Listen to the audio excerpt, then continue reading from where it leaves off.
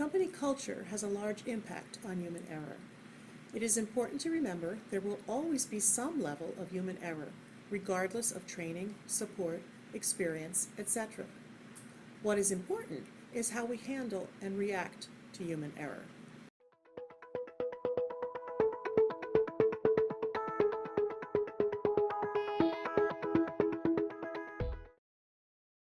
Here, company culture comes in.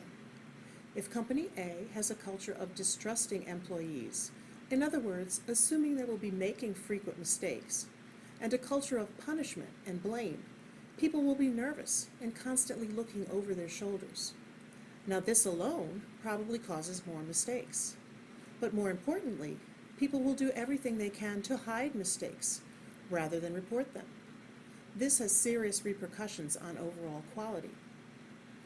On the other hand, if Company B has a team approach to quality, meaning that reporting of mistakes is encouraged, people will feel both valued and empowered. They will probably make fewer errors, and when they do, they will be much more likely to report them and assist in resolving them.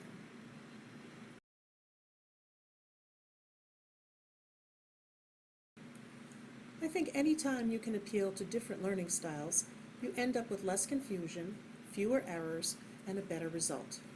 To that end, I have long advocated that SOPs include such things as diagrams, pictures, flowcharts, etc., because I think it is true that a picture is worth 1,000 words. Videos would be particularly useful for complicated manipulations that are hard to describe. SOPs with videos would be very valuable for training employees on new processes. I do think it would be best to use them judiciously, especially if the videos are too complicated or time-consuming to watch, because operators will likely not refer to them after the first few times.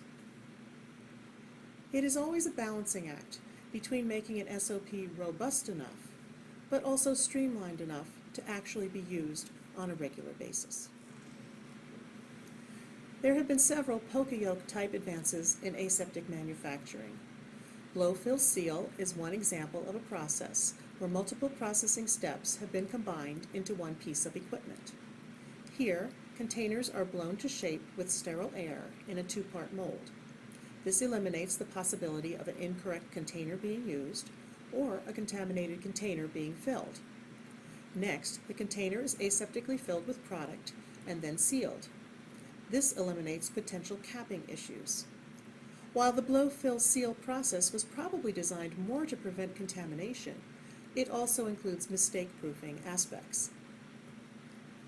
Also consider rapid transfer ports, which enable an operator to take materials in and out of an isolator.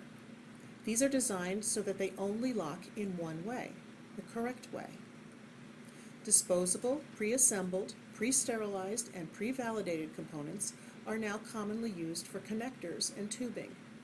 These minimize the decisions needed to assemble connections. And finally, from a healthcare professional and patient perspective, pre-filled syringes, cartridges, and pens have led to streamlined delivery of drug product.